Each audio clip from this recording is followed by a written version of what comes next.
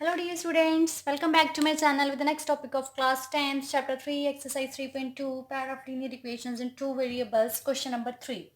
On comparing the ratios a1 by a2, b1 by b2 and c1 by c2, find out whether the following pair of linear equations are consistent or inconsistent. तो जो हमने इसका last part किया था ये उससे बिल्कुल same ही है, बस इसमें हमने ये बताना है कि जो पेयर ऑफ लीनियर इक्वेशंस होगा वो इसमें कंसिस्टेंट है इनकंसिस्टेंट है। ठीक है, तो फर्स्ट क्वेश्चन करते हैं अब इसका। 3x plus 2y is equal to 5, 2x minus 3y is equal to 7। ठीक है, तो बच्चे अब पहले हमने इसमें a1 की वैल्यू फाइंड आउट करनी है।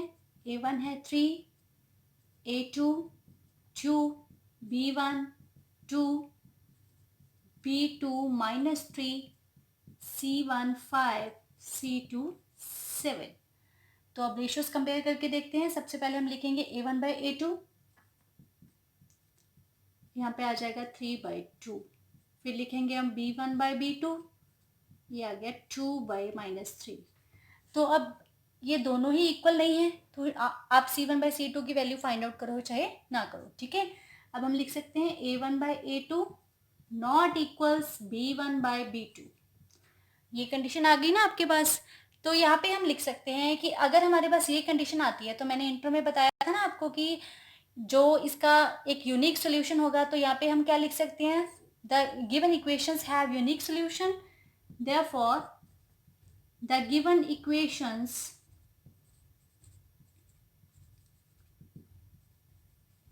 Have unique solution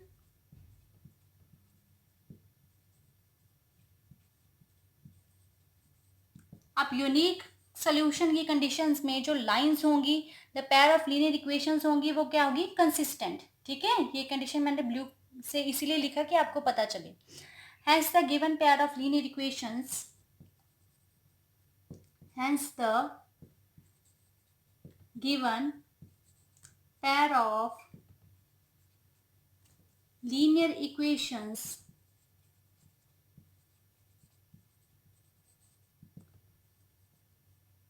is consistent. Clear? Part number 2, a1 is equal to 2, a2 is equal to 4, b1 minus 3, b2 minus 6, c1 is 8 and c2 is 9.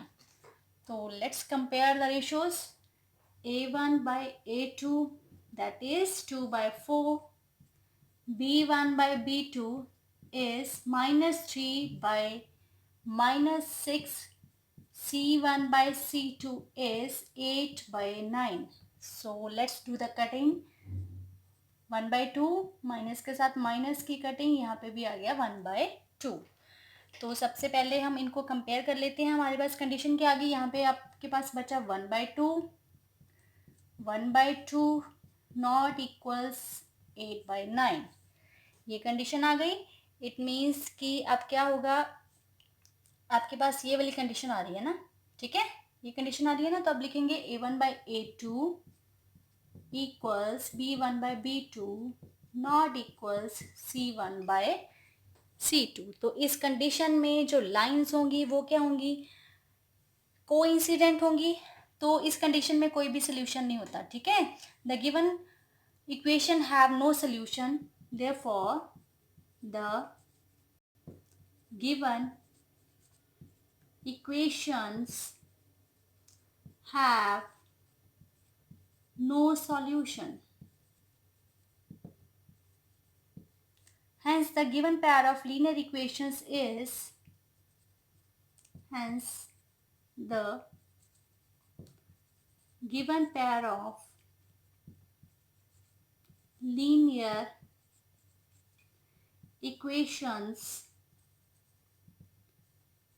is what is inconsistent.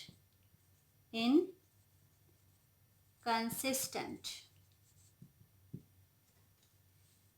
Clear? Come to the question number 3. यहाँ पे मैंने A1/A2, B1/B2, C1/C2 की values पहले से लिख ली हैं, तो compare करते हैं आप। A1/A2 दैट इज 3/2 अपॉन, ये तो A1 की वैल्यू होगी ना, तो यहाँ पे A2 की वैल्यू है 9, तो अब इसको कैसे सॉल्व करेंगे, 3/2 इंटू डिवीजन को हटा के मल्टीप्लीकेशन में करेंगे और नीचे वाले नंबर का रेसिप्रोकल। 3 1 ज़ा 3, 3 3 ज़ा 9, 3 2 ज़ा 6, इसका आ गया 1/6। अब करेंगे B1/B2, 5/3 अपॉन -10, इसको भी ऐसे सॉल्व करेंगे। अब मल्टीप्लाई में करके इसका रेसिप्रोकल, 5 1 ज़ा 5, 5 2 ज़ा 10, 3 2 ज़ा 6, -1/6। वैसे तो ये दोनों नंबर सेम है, लेकिन यहाँ पे नेगेटिव है तो ये सेम नहीं होंगे, ठीक है। ऑपोजिट नंबर्स हैं ये दोनों एक दूसरे के, सो ये इक्वल नहीं है। यहाँ पे हम लिखेंगे A1/A2 नॉट इक्वल्स B1/B2। तो यहाँ पे जो पेयर ऑफ लीनियर इक्वेशंस होगा, जो गिवन इक्वेशंस होंगी, उनका एक सोल्यूशन क्या होगा, unique. Therefore the given equations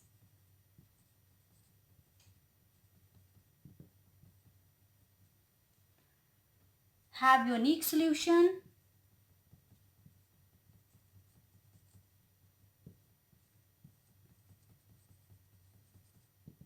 अब यूनिक सोल्यूशन होने के साथ साथ जो पेयर ऑफ लीनियर इक्वेशन होगा वो क्या होगा, इसमें कंसिस्टेंट, ठीक है। तो यहाँ पे हम लिखेंगे so pair of linear equations is consistent.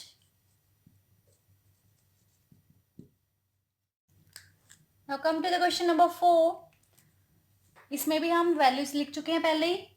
यहाँ पे हम लिखेंगे A1/A2 दैट इज 5/10, ठीक है।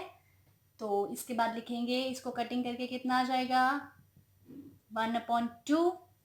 क्लियर। ये जो माइनस है ना, आप इसको यहाँ पे लगाओगे, ठीक है, क्योंकि ये आगे आ जाता है इसमें। B1/B2 दैट इज -3/6, इसको भी कटिंग करके आपके पास आ गया 1/2। इसका भी जो माइनस है आप यहाँ पे लिख सकते हो। उसके बाद आ गया C1/C2 दैट इज 11/-22, कटिंग किया तो इसका भी आ गया -1/2। ये तीनों सेम आ गए, तो हमारे पास कौन सी कंडीशन आ गई, ये वाली, ठीक है। अब लिखेंगे A1/A2 equals B1/B2 equals C1/C2। तो यहाँ पे जो कंडीशन होगी उसमें मैनी सॉल्यूशंस आते हैं, ठीक है। The given equations have infinitely many solutions, therefore the given equations have infinitely many solutions, ठीक है। तो यहाँ पे जो पेयर ऑफ लीनियर इक्वेशंस होगा वो क्या होगा, consistent. Hence the pair of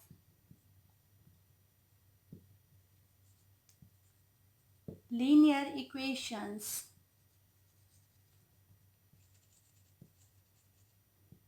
is consistent. Clear बच्चे, समझ लग गया आपको। तो चलिए अब करते हैं next part. Now come to the question number 5। इस क्वेश्चन का लास्ट पार्ट है ये। तो यहाँ पे हम A1/A2 को कंपेयर करते हैं। तो यहाँ पे आ गया 4/3/2, लास्ट सम के जैसे जो हमने इससे पहले किया था ना एग्जाम। 1/2, 2 2 ज़ा 4, इसमें आ गया 2/3। उसके बाद B1/B2 2/3 है ये ऑलरेडी, ठीक है। C1/C2 8/12, 4 के टेबल पे इसकी कटिंग होगी, 4 2 ज़ा 8, 4 3 ज़ा 12, 2/3। तो यहाँ पे फिर हमारे पास तीनों इक्वल वाली कंडीशन आ गई, ये वाली जो बिल्कुल लास्ट सम में आई थी। A1/A2, B1/B2, C1/C2। ठीक है, ये तीनों वैल्यूज इक्वल आ गई। तो यहाँ पे जो इक्वेशंस होंगी उनके क्या मैनी सॉल्यूशंस होंगे, देयरफॉर द गिवन इक्वेशंस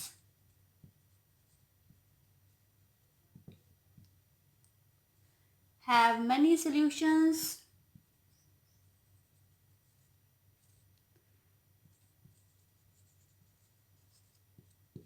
तो यहाँ पे जो पेयर ऑफ लीनियर इक्वेशंस होगा वो क्या होगा, consistent. Hence the pair of linear equations is consistent.